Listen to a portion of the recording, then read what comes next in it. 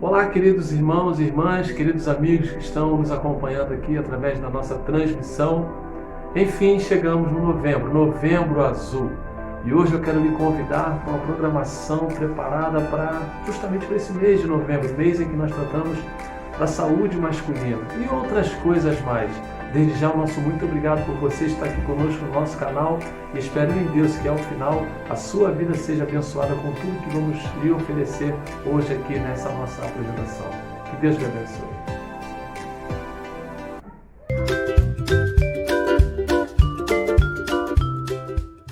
Olá pessoal, hoje nós vamos brincar de bola de meia no balde. E você só vai precisar de uma bola de meia e um balde. E vai aparecer eu, aí a Maria Alice jogando e vocês joguem aí em casa acompanhando, hein? Então, bora lá! E jogar no balde. Primeiro você, depois a Larinha, depois a Lia. Ok. Tudo bem? Tudo. Joia? Joia! Então tá bom. Que horas vai começar, papai? Então, Pode ir já. Pode? Então vai lá. Alice, Joga meia. Joga meia! joga lá. Ó, tem que jogar assim, ó. Agora ali. Agora a Lia, espera. Vai, Lia, você. Agora é a Lia.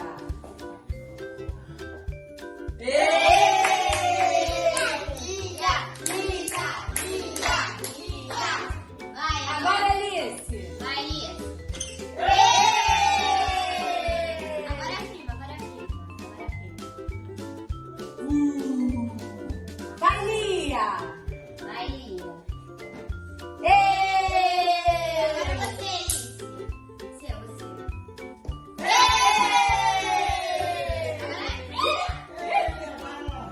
Devagar. Agora a prima,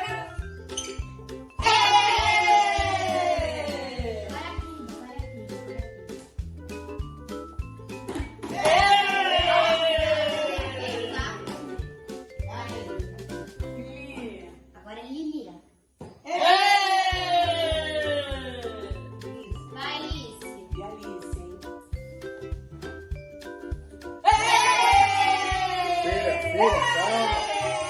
Filha, calma, devagar, calma, Agora é devagar. a prima Lara. Agora é a Lara.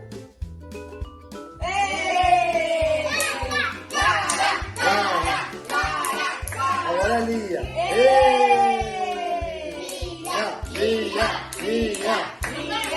Agora é a Alice.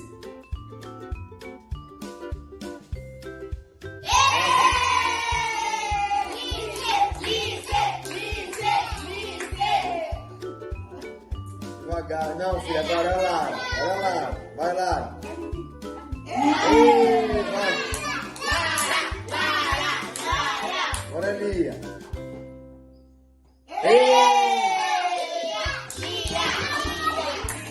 Vai, agora é a Alice. Devagar.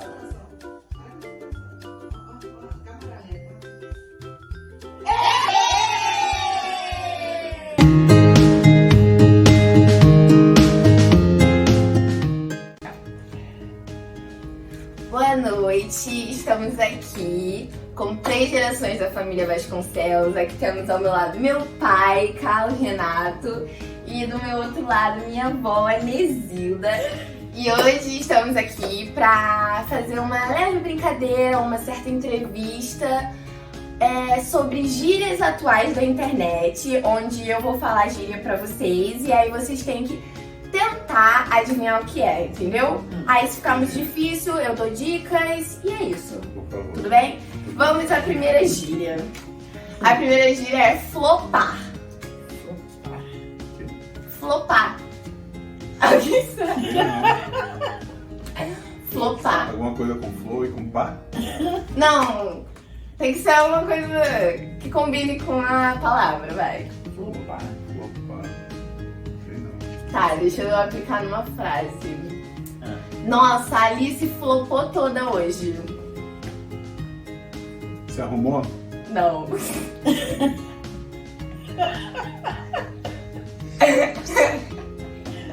Deu toda? Flopou.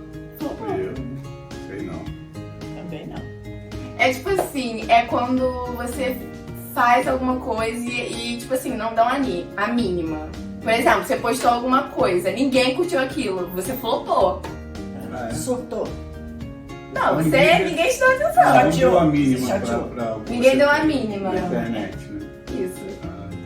Você não vai Vamos- saber nunca isso. Vamos pra próxima. A próxima é mais fácil, vai. Chipar. Chipar. Eu já ouvi Eu isso. também. Eu já ouvi Chipar. isso.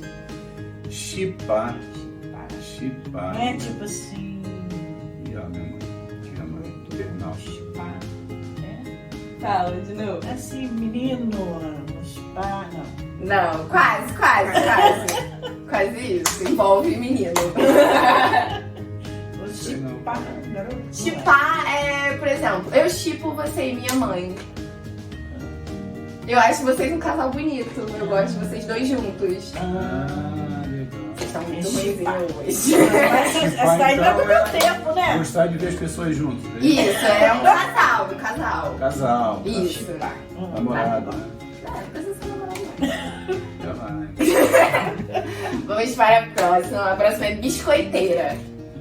A biscoiteira onde bota o biscoito. Não, para, não tem graça. Não. Vai. Biscoiteira. Biscoiteira. Biscoiteira.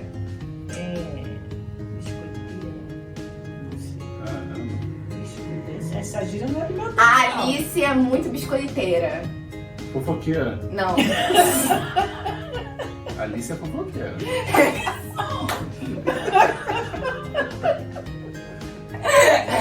Vai, eu vou falar. É mal criada. Encrenqueira. Não, nada disso. Não?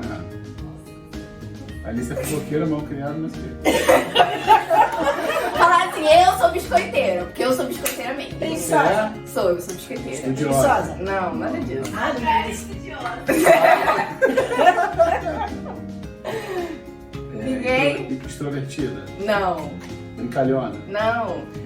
Tá, vamos. Eu gosto de chamar atenção. Ah, entendi. Você gosta de chamar atenção? Gosto.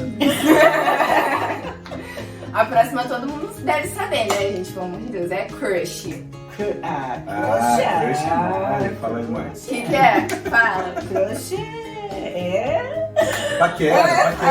Paquera. Paquera, não é paquera? Paquera. Crush, não é paquera. É, isso aí. Ah, então, isso aí eu sei. Tá bom. Tá, agora é a próxima. Muito pão. Muito pão. Pão. Bonito. Não. Isso é na época que eu sei. Hoje em dia, deixa eu aplicar numa frase. Você se faz muito de pão. Coitada. Não. Me faço muito de pão. É. Entendeu? Pão. Gente, vocês são muito ruins. Sei não. Não é do seu tempo essa Desentendido. gíria. Você Essa faz gíria. desentendido, de sonso. Ah, Ah, som. desentendido. Fazendo de pão. Ah, sei. Fingindo que não sabe das coisas. Mas eu Ah, não me sei. faço disso não. Eu sei, foi um exemplo. É a gíria, né? Tá certo. Não é do nosso Tá, tempo. vamos pra próxima. Jantou. Jantou. Jantou. Jantou é... Chegou tarde. Jantou é... Jantou. Não sei o que. Jantou. Vou dar um exemplo. Pegou. Eu jantei a Alice hoje. Zoou. Não, Pegou. não.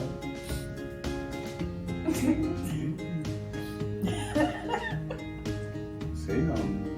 É tipo assim, eu... Poxa, nem eu sei explicar isso direito. Tem coisas que realmente são difíceis de entender. Nem quem fala sabe o que tá falando. Jantei é tipo assim... Ganhei, por exemplo, a Alice numa discussão. Tipo, a gente tava discutindo e eu jantei ela, entendeu? Tipo, acabei com ela, entendeu? É isso, não é? Vamos pra próxima. A próxima é gatilho. Gatilho. Gatilho. Gatilho é uma coisa. Gatilho, Dispara. Você provocou? Provocou. Não, não. Gatilho. Vou dar um exemplo. É assim, por exemplo. A Alice me falou que tá comendo sorvete. Deu gatilho. Deu vontade. Isso. Gente, o que tem esse negócio todo? Nem eu já ouvi falar, mas Gatilho pra mim é negócio de arma. Apertar o gatilho. Não, tá.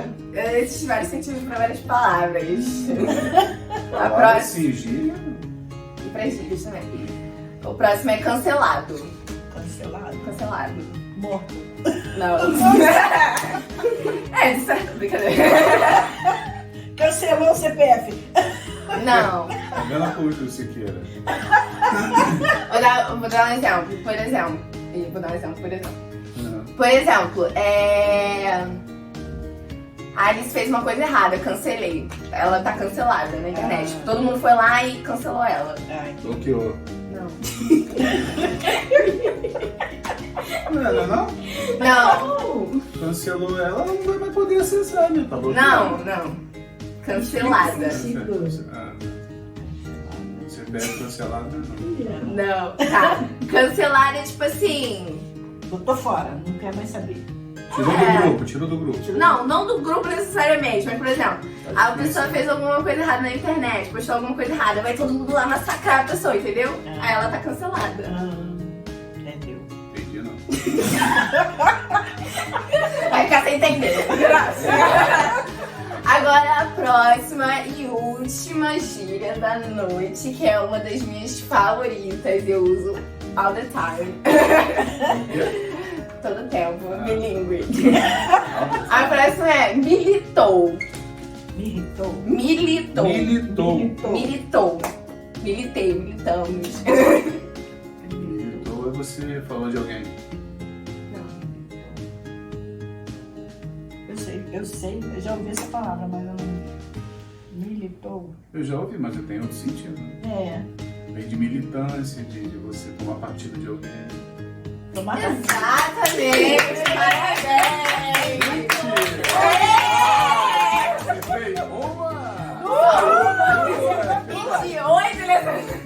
Você tem nenhuma! Eita, essa crush, bom, isso não quero. 2-1. Então, é isso, gente. Obrigada por ter assistido. Essa foi a breve entrevista com algumas gírias da noite. Uma boa noite a todos, ou bom dia, boa tarde, horário que vocês estiverem vendo. Tchau! Tchau, gente! Tchau!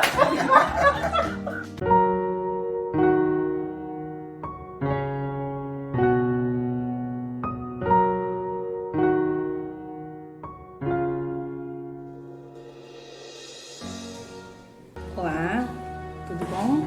Eu sou a Cristina do Heraldo. Eu sou o Heraldo da Cristina. Nós somos do Ministério de Família da Igreja Batista Central de Campo Grande e viemos aqui trazer uma mensagem da Palavra de Deus para o coração de cada um de vocês. Eu vou estar lendo o texto que se encontra em Lucas 12, versículos 22 até o versículo 26, que diz assim: A seguir, dirigiu-se Jesus a seus discípulos, dizendo: Por isso, eu vos advirto, não andeis ansiosos pela vossa vida, quanto ao que haveis de comer, nem pelo vosso corpo, quanto ao que haveis de vestir. Porque a vida é mais do que o alimento, e o corpo mais do que as vestes. Observai os corvos, os quais não semeiam nem ceifam, não têm despensa nem celeiros, todavia Deus os sustenta. Quanto mais valeis do que as aves. Qual de vós, por ansioso que esteja, pode acrescentar um côvado ao curso de sua vida? Se, portanto, nada podeis fazer quanto às coisas mínimas, por que andais ansiosos pelas outras? Nós estamos vivendo num momento de ansiedade, né?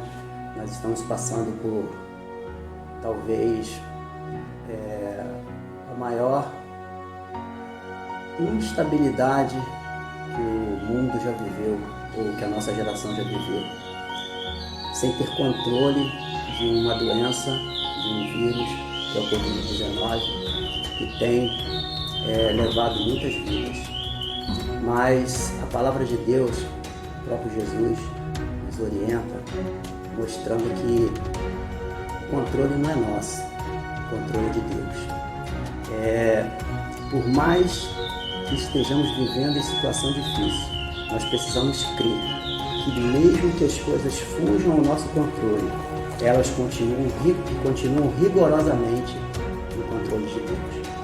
Então, a ansiedade, não tem jeito, a gente vai em um momento ficar triste, ficar pensativo, mas o nosso trabalho é descansar nas mãos do Senhor, porque Deus continua no controle da situação. Por mais que a situação esteja difícil, que aconteçam coisas que não tem como a gente resolver, nós precisamos entender que Deus continua no controle. Nossa vida está segura nas suas onipotentes mãos. Então, a mensagem que eu deixo é que nós precisamos nos preocupar com algumas coisas, nos precaver, temos que nos proteger, seguir as orientações, né, dos profissionais de saúde, das autoridades competentes, precisamos sim. Mas acima de tudo, precisamos crer que mesmo que as coisas fujam ao nosso controle, elas continuam no controle do nosso Deus. Descansar no Senhor. Essa é a mensagem que eu gostaria de deixar para vocês, que nós gostaríamos de deixar para vocês, é que por mais que as coisas estejam difíceis, nós sabemos qual é o seu momento, nós estamos vendo muito desemprego, muitas pessoas perdendo entes queridos, muita coisa difícil mesmo. Humanamente falando, a situação está muito difícil, mas nós temos um Deus que cuida de todos. Ele cuida dos passarinhos, como o texto coloca, ele os alimenta, e nós não temos condição, o próprio texto, as próprias palavras de Jesus, nós não temos condição de resolver os nossos problemas. Nossos problemas são resolvidos com o poder de Deus. Nós precisamos buscar a presença do Senhor e entregar as nossas dificuldades, as nossas ansiedades ao nosso Pai eterno. Vamos orar? Senhor Deus e Pai, obrigada, Senhor, porque a Tua palavra, Senhor, ela nos ensina, a Sua palavra, Senhor, ela nos transforma. Essa palavra, Senhor, que ela é viva, é eficaz e que nos serve de base, Pai, para entendermos os Seus propósitos e para nos colocarmos, Pai, em Tuas mãos para que Tu cumpra em nós o Teu querer. Ensina-nos, Pai, a viver de tal maneira, Senhor, que alcancemos corações sábios, Pai, e possamos em tudo, Pai, lançar sobre Ti a nossa ansiedade e vivamos, Senhor, o que Tu tem de plenitude para nós aqui na terra, Senhor, sabendo que o Teu reino, Senhor, é o mais importante. Que nós possamos viver, Senhor, confiando em Ti e que os nossos corações, ó Pai, possam estar sempre alegres, tendo aquela paz que excede a todo entendimento, uma paz que vem de Ti, que independe das circunstâncias. Por isso eu coloco, Senhor, cada um que está ouvindo, Senhor, nesse momento, essa mensagem, que Tu cuide, ó Pai, de cada coração, porque Tu conheces, Senhor, o nosso coração, os maiores segredos dos nossos corações, e Tu tem poder para nos abençoar e para nos guardar. É o que eu Te peço, Te agradeço, não por merecimento, Pai, mas pela Tua misericórdia, pela Tua graça, em nome de Jesus. Amém. Fiquem com Deus. A graça e a paz. Chegamos aí em um momento mais esperado do nosso encontro de hoje, o momento em que vamos falar um pouquinho sobre os cuidados com a saúde masculina. E temos o privilégio de hoje estar conosco o primeiro-tenente Rafael Felipe. Ele é do quadro da Marinha do Brasil, é médico urologista e vai nos abençoar, nos trazendo uma orientação, algumas orientações sobre os cuidados que devemos ter, nós homens, quanto ao nosso cuidado masculino. Espero que você possa aproveitar ao máximo aí conosco e, se possível, chamar mais pessoas para poder estar participando conosco também. E, se você puder, compartilhe com outras pessoas também para que elas possam ser abençoadas com essa palestra. Vamos lá? Olá, bom dia a todos, bom dia igreja.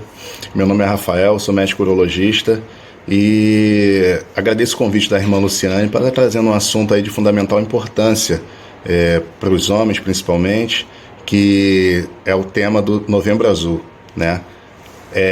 Por que Novembro Azul, né? De onde que surgiu esse movimento? Como que surgiu isso daí? Na verdade, foi uma conversa entre dois amigos lá na Austrália, na cidade de Melbourne, em que eles estavam conversando a respeito justamente do câncer de próstata e decidiram criar um movimento que pudesse angariar fundos de combate ao câncer de próstata. Esse movimento foi escolhido para o mês de novembro, né, tendo em vista que o dia 17 de novembro é o Dia Mundial de Combate ao Câncer de Próstata. E em 2008, 5 anos depois, veio ao Brasil através do Instituto Lado a Lado pela Vida, e desde então tem se continuado aí ano a ano nessa campanha de conscientização do homem ao combate ao câncer de próstata. Bom, a gente começa a falar em próstata, mas é importante que a gente saiba o que é a próstata, para que ela serve e onde que ela se localiza, né? A próstata é um órgão, como qualquer outro órgão, exclusivo de homens, que está logo abaixo da bexiga, né? É um órgão que é responsável por produzir boa parte do sêmen, e é importante a gente saber diferenciar algumas coisas, né? Quando a gente fala em próstata em Novembro Azul, é importante a gente saber que existem determinadas patologias que podem ser parecidas, apesar de não terem relação uma com a outra, né? Mas que é de fundamental importância a gente saber, até para caso de algum parente ou algum vizinho que pergunte, a gente já tem a informação, poder acalmá-lo, né? Isso daí é a nossa principal arma, que é informação. Bom, das principais doenças da próstata, nós temos a hiperplasia prostática benigna, o câncer de próstata e a prostatite. E o que seria a hiperplasia prostática benigna, né? Como o próprio nome já diz, hiperplasia seria um aumento prostático benigno, né? É uma condição bastante comum, né? Atinge pelo menos 25% dos homens com mais de 50 anos de idade, e acima dos 80 anos, sua incidência pode ocorrer em até 90% dos homens. Porém, é importante a gente saber de algo fundamental. Imagino que vários de vocês já tenham ouvido falar de pessoas que já tiveram hiperplasia prostática benigna, conhecido como HPB, né? Muitas pessoas falam, minha próstata é aumentada. Bom, isso é importante a gente saber que não tem relação com câncer de próstata. Uma coisa é o câncer, outra coisa é uma hiperplasia benigna, tá? E o aumento da próstata não é fator de risco para câncer de próstata. Então não quer dizer que alguém tem uma próstata aumentada, visualizada através do toque ou do ultrassom, de que isso pode gerar um câncer de próstata. Então é fundamental a gente ter essa diferenciação para que as pessoas não gerem um determinado nível de ansiedade que não é necessário, e muitas vezes até iniba o seu tratamento ou deixe de ir às consultas preocupado com um diagnóstico que a pessoa às vezes não sabe o que está acontecendo exatamente com ela. Bom, e em relação ainda a HPB, quais são os principais fatores de risco? Bom, a alimentação, né, uma alimentação inadequada, uma alimentação rica em gorduras, pobre em alimentos frescos, em frutas, em verduras e legumes, né, o próprio envelhecimento, né, pessoas, como a gente já viu anteriormente, com idades mais avançadas, têm uma tendência maior a desenvolverem a hiperplasia benigna. E a hereditariedade, né, irmãos ou pais de pessoas com essa doença têm uma tendência maior a apresentá-la. Mais para frente a gente vai ver que são fatores bem semelhantes ao câncer de próstata. Bom, em relação aos sintomas, quais são os principais, né? As pessoas podem começar a desenvolver principalmente sintomas urinários, né? Porque lembra que eu falei que a próstata ficava logo abaixo da bexiga? Então, à medida que a próstata pode aumentar de tamanho, a uretra ela passa por dentro dela. Então, isso pode gerar uma compressão no canal da urina, né, que seria a uretra, né, que é por onde a urina é eliminada. E essa compressão pode gerar sintomas urinários, que é como se fosse um encanamento que começa a entupir. E o que gera? A água começa a sair mais fraca, né? A urina começa a sair com jato mais reduzido, justamente por essa dificuldade de esvaziar a bexiga. por essa próstata aumentada, começa a armazenar mais urina na bexiga. Então a pessoa toda hora tem vontade de ir ao banheiro, toda hora tem vontade de urinar, e quando termina de urinar parece que não esvaziou completamente a bexiga. O jato urinário, ele pode ficar sendo interrompido toda hora. Urina, para. Quando termina de urinar, pode ficar aquele gotejamento constante, que muitas vezes chega a molhar a cueca. Todos esses são sintomas da hiperplasia benigna, que já tem que começar a acender uma luz amarela. Bom, em relação ao diagnóstico, o toque é fundamental também na hiperplasia prostática, porque através do toque a gente consegue ter mais ou menos uma noção melhor do tamanho da próstata, né? Com o tempo a gente desenvolve essa sensibilidade, que várias características da próstata a gente consegue ver através do toque, né? E como a próstata mais para frente eu vou explicar o porquê de realizar o toque, mostrando a relação anatômica do toque com o reto, né? Mas através do toque a gente consegue ter várias características da próstata, e isso daí é fundamental não só no câncer de próstata, para diagnóstico de outras doenças também. Por isso também a importância do toque. E além disso, o PSA também é importante na hiperplasia benigna, porque além do câncer de próstata, outras doenças também podem aumentar o PSA.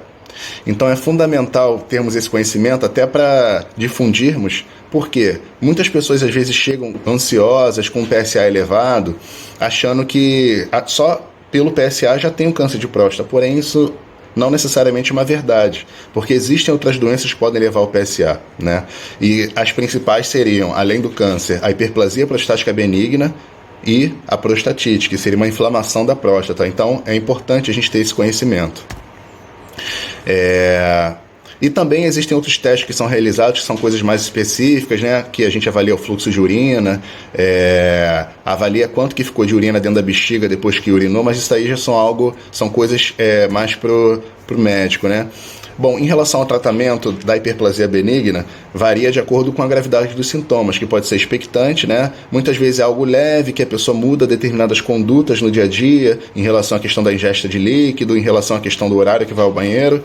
Mas quando já começa a causar alguma interferência na qualidade de vida da pessoa, aí sim é necessária uma intervenção clínica através de medicamentos, né? Principalmente medicamentos que ajudam a relaxar a saída da urina ali logo abaixo da bexiga, dilatando o canal, facilitando a saída da urina, e medicamentos também que ajudam a reduzir o volume ou o tamanho da próstata.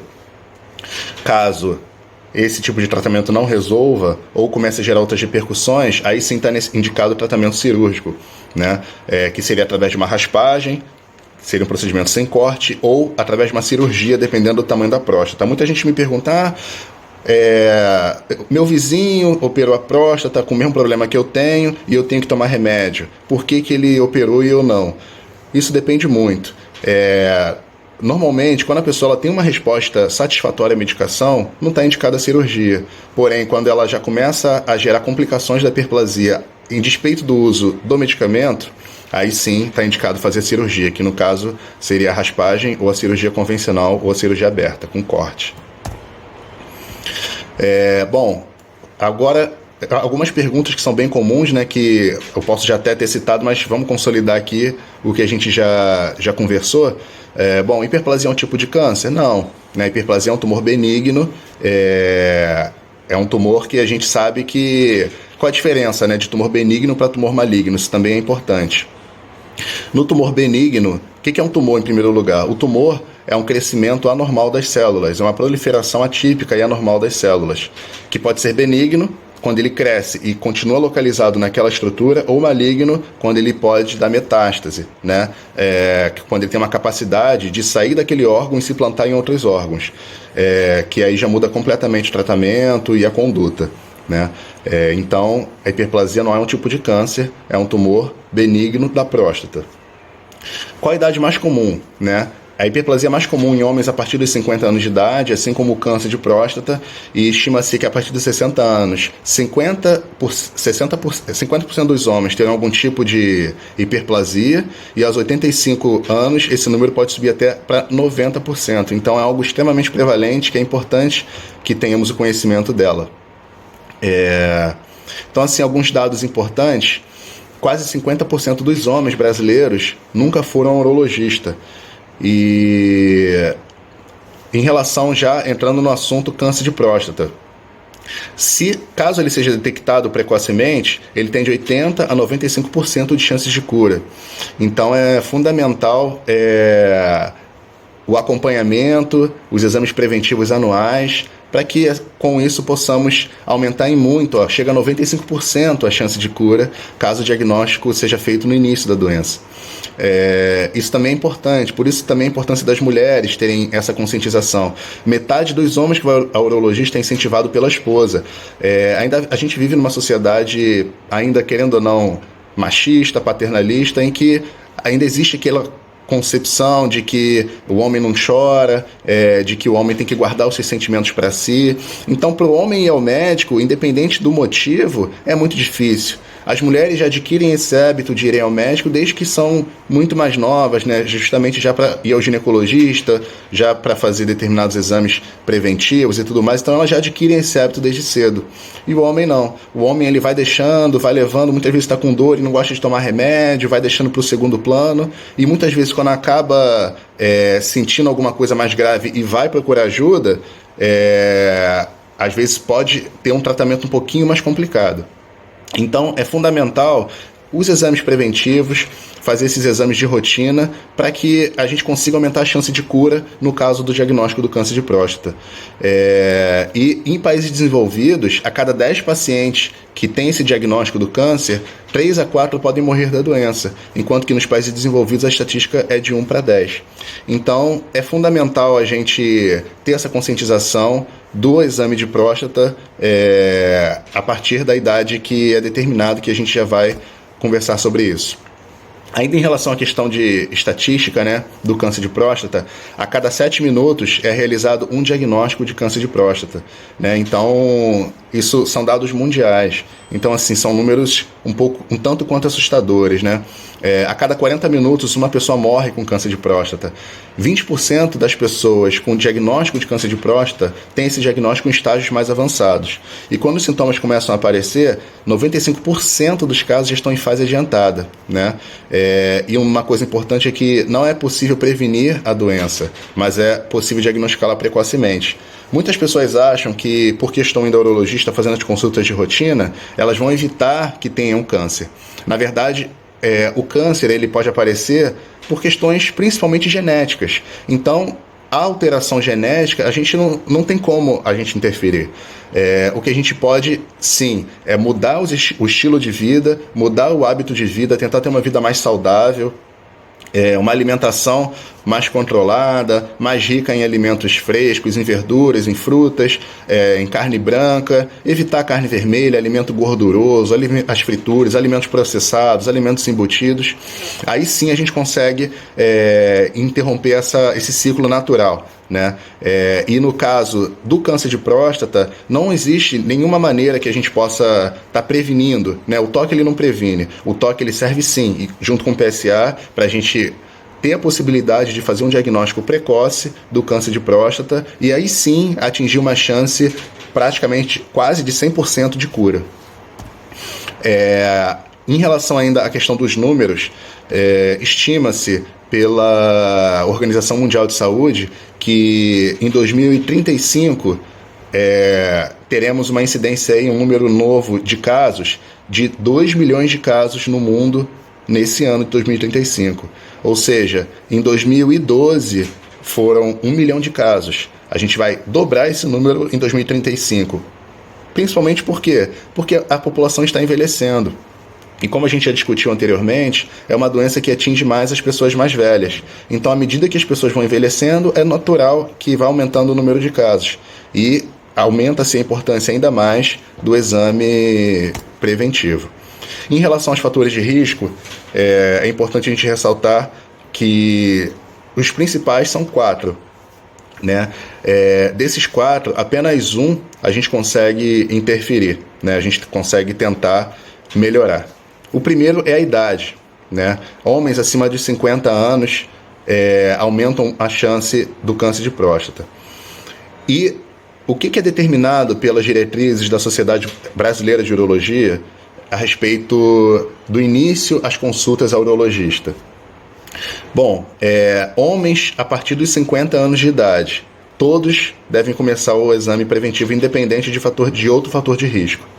Agora, a partir dos 45 anos, caso tenha história familiar positiva, tá? Por exemplo, parente de primeiro grau, irmão, pai, tio, que tiveram câncer de próstata, aumentam significativamente as chances de também terem o câncer. Homens negros também devem começar aos 45 anos e obesos, né? Homens acima do peso. Esse é o único fator que conseguimos interferir baseado na mudança de estilo de vida, né?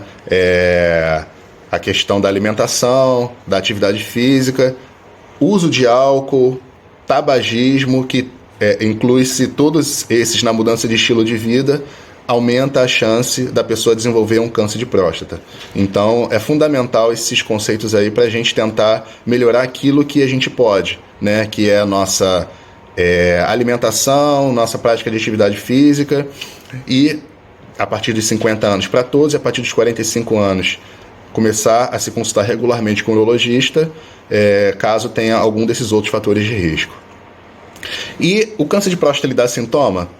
Isso daí é algo que também gera muita dúvida, né? Muita gente acha que está começando a urinar com dificuldade, está com algum problema, fica acordando toda hora para ir ao banheiro, e isso pode estar preocupando, achando que pode ser um câncer. Bom, o câncer de próstata, ele não dá sintoma nas fases iniciais, né?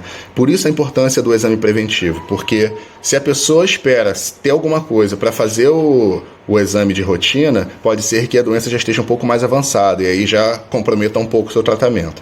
Então o câncer de próstata, ele não dá sintoma, porém, nas fases um pouco mais avançadas, à medida que ele pode estar desenvolvendo o que a gente chama de metástase, né, como eu já falei anteriormente, que é a capacidade das células tumorais malignas de se localizar em outras partes do corpo, e aí sim a pessoa pode apresentar dor óssea, sintomas urinários.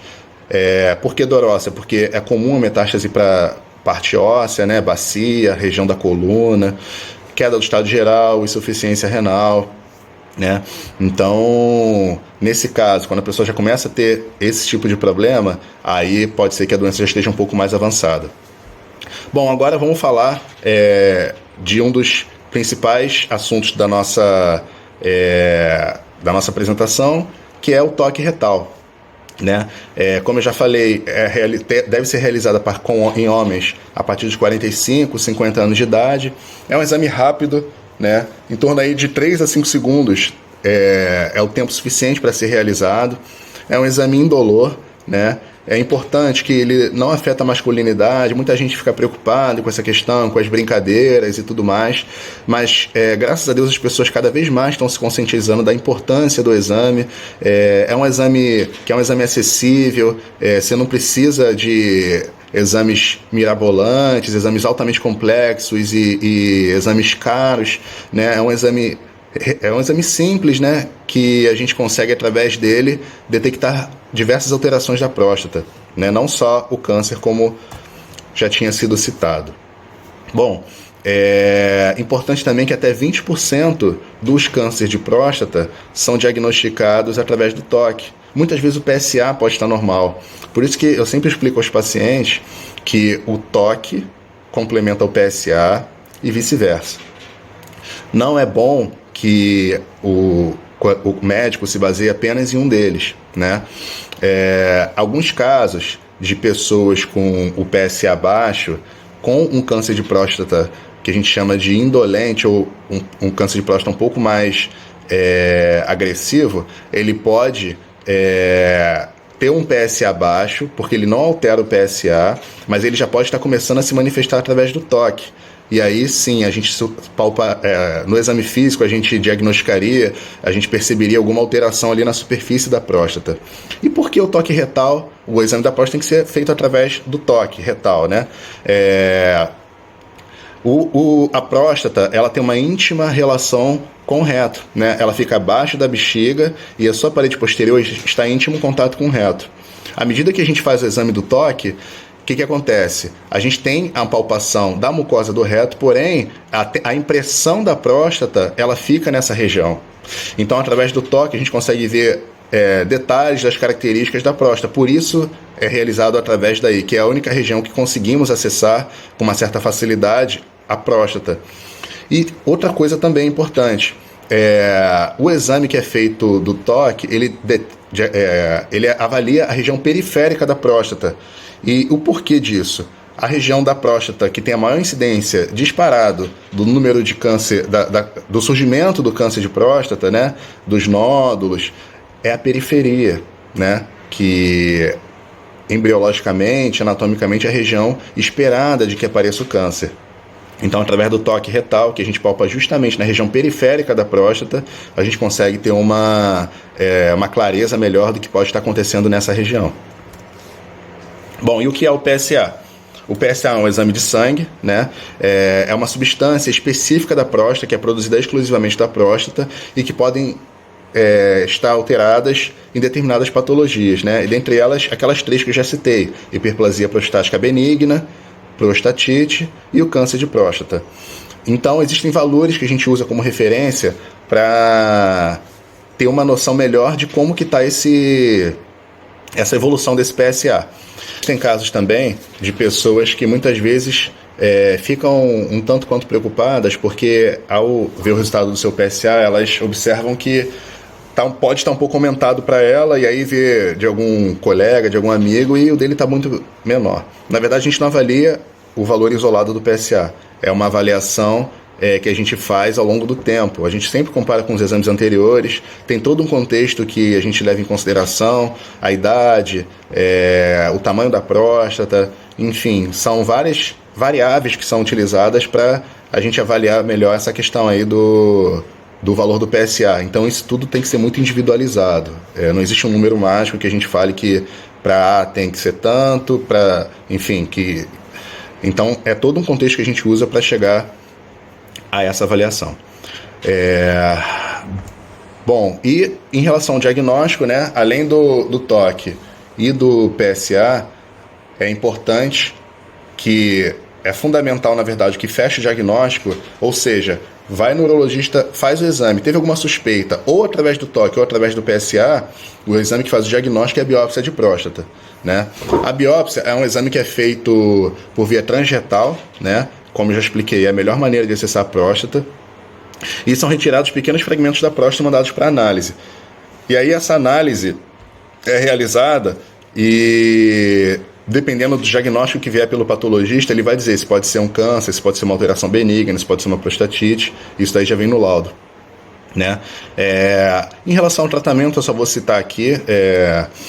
Existem diversos tipos de tratamentos, né, que vão desde a questão da observação, da vigilância, caso seja um tumor mais inicial, uma cirurgia radical, radioterapia, terapia hormonal ou terapia que englobam vários tipos desses tratamentos anteriores.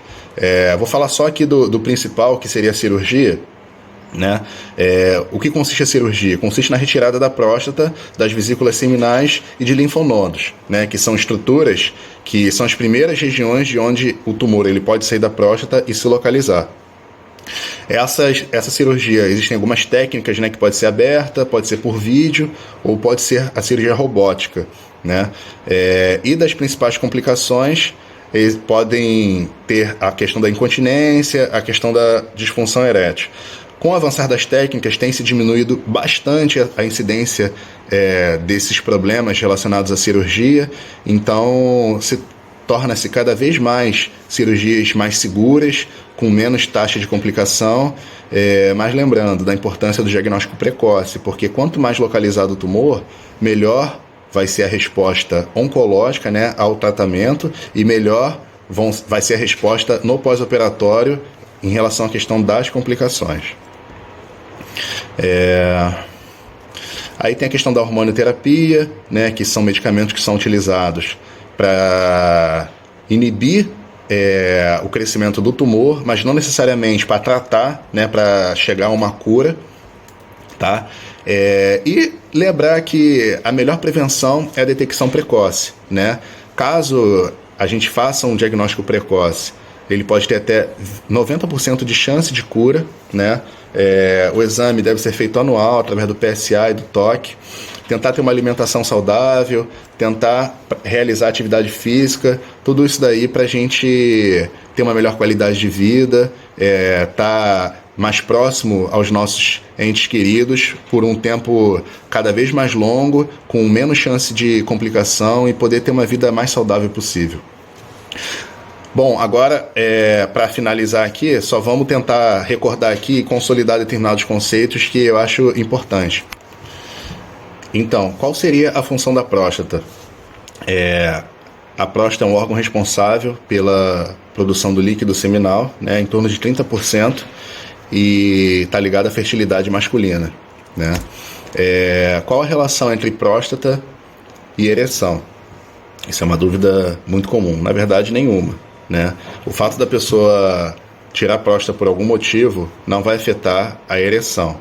Porém, em relação à questão da anatomia, os nervos responsáveis pela ereção, eles passam lateralmente à próstata, né? Então, na medida que esses nervos podem estar comprometidos pela doença ou durante a cirurgia, esses nervos possam ser acometidos ali na retirada da próstata, aí sim pode afetar a ereção.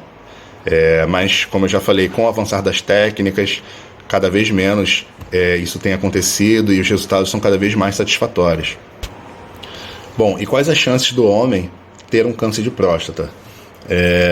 Cerca de 10% dos homens após os 50 anos de idade desenvolvem a doença, e com o envelhecimento a chance vai aumentando, podendo acometer 50% dos homens aos 75 anos, então é um número bem elevado, né? Existe algum exame que substitua o toque retal? Não, né? O toque retal é um exame barato, acessível, tem uma boa especificidade, então ainda junto com o PSA, as melhores maneiras da gente fazer esse diagnóstico. E em torno de 5 segundos é mais do que suficiente para fazer esse exame aí, em que a gente consegue, através dele, ter acesso à superfície da próstata e ter conhecimento de suas características superficiais que possam estar determinando aí a necessidade de uma biópsia. O que é o PSA, né? PSA é aquela substância produzida pela próstata, em que, caso ele esteja aumentado, existem chances do paciente ter câncer de próstata, porém, não é a única causa de aumento do PSA. Existe alguma diferença de tumor benigno e câncer? Sim, né? No tumor benigno existe uma proliferação anormal das células, enquanto que essa proliferação ela é localizada, né? No câncer existe uma proliferação anormal das células que podem sair daquele órgão e ter acesso a outras regiões, se implantar em outros órgãos, que caracterizaria o que a gente chama de metástase. É possível que o câncer de próstata nunca cresça, que ele fique ali e a pessoa conviva com ele? Sim, mas é pouco comum. São o que a gente chama de tumores indolentes. São tumores de crescimento lento, que demoram anos para evoluir, muitos anos, e muitas vezes a pessoa nem tem alguma complicação decorrente disso, né? E aí, nesse caso, existe o que a gente chama de vigilância ativa, que é um tipo de tratamento em que a gente observa, vê se o tumor vai evoluir, mas não realiza nenhum tipo de intervenção cirúrgica ou nenhum tipo de outra intervenção mais invasiva. Então, eu acho que a mensagem é essa, né? A importância do exame do toque, a importância de estar realizando as consultas regularmente, tirar um pouco dessa visão que muitos homens têm ainda de preconceito a respeito do exame. É um exame rápido, que não muda a masculinidade de ninguém. Então, gostaria de agradecer o convite, mais uma vez, e que possamos, todos nós, nos tornarmos propagadores dessa mensagem, de esclarecimento, porque só através da informação as pessoas elas conseguem mudar os seus conceitos de como elas enxergam determinadas situações no seu dia a dia. Então, muito obrigado aí, que Deus abençoe a todos. Queridos, nós sabemos que nos últimos dias nós estamos muito preocupados com a Covid-19, e nesse mês de novembro agora de 2020, até mesmo um período em que tem trago um pouco de preocupação a mais por conta da possível segunda onda da Covid aqui no Brasil, não só no Brasil, mas no mundo todo. Mas A palavra de Deus nos chama a atenção para alguns aspectos em relação ao nosso corpo físico, não só por conta da Covid ou de qualquer outra enfermidade. Hoje, em especial, estamos falando sobre a saúde masculina. Sabemos que é um grande tabu, é um grande dilema às vezes, mas assim como o doutor acabou de nos apresentar aqui, nós precisamos estar atentos com a nossa saúde física, sim, porque o Senhor quer nos usar de uma forma completa, corpo, alma e coração. E quando eu olho para esse aspecto, quando eu olho no corpo, eu penso na questão da mordomia do corpo. Lá em 1 Coríntios capítulo 6, versículo 19, diz assim: acaso não sabeis que o vosso corpo é santuário do Espírito Santo que está em vós, o que tendes da parte de Deus e que não sois de vós mesmos? Em primeiro lugar, nosso corpo como templo do Espírito Santo, nós entendemos que é a habitação de Deus, o lugar onde Deus habita em nós. Nós precisamos sempre dar o de melhor. Um exemplo, quando alguém vai à nossa casa ou quando nós vamos até a casa de alguém, é muito comum as pessoas estarem sempre preocupadas em oferecer o melhor e apresentar o melhor. E a ideia de mordomia do corpo é justamente essa, um local onde Deus mora, onde Deus habita, precisa ser o melhor lugar em todos os aspectos, físicos, mentais e principalmente espirituais. E uma das priores das quais Deus requer de nós um todo, corpo, alma e espírito, no que diz respeito ao corpo. Deus precisa do nosso corpo são. Eu acho legal que tem a música do Embaixador do Rei que diz que ter a mente pura eu posso e também meu coração, e ter o corpo são também para a obra de Deus. É uma coisa, irmãos, que nós precisamos pensar na questão dessa mordomia. Primeiro, como privilégio que temos de servirmos a Deus. Segundo, o Espírito Santo de Deus de habitar em nós. E terceiro, de agora poder fazer em prol desse evangelho que nós pregamos e nós servimos. E daí não tem como ser diferente o uso do nosso corpo físico em todas essas áreas. Portanto, você, meu querido, em especial, faça valer essa mordomia que você tem para com o seu corpo, porque o Senhor quer nos usar por inteiro, todo o nosso corpo. Que Deus nos abençoe, que a palavra ministrada possa encontrar lugar no seu coração em relação à prudência, vigilância e outras coisas mais, mas que no final de tudo você possa administrar essa questão da mordomia do corpo. Eu sei que é difícil para nós homens, mas é de grande importância e de grande valia para nós e para a obra do nosso Deus. Deus te abençoe.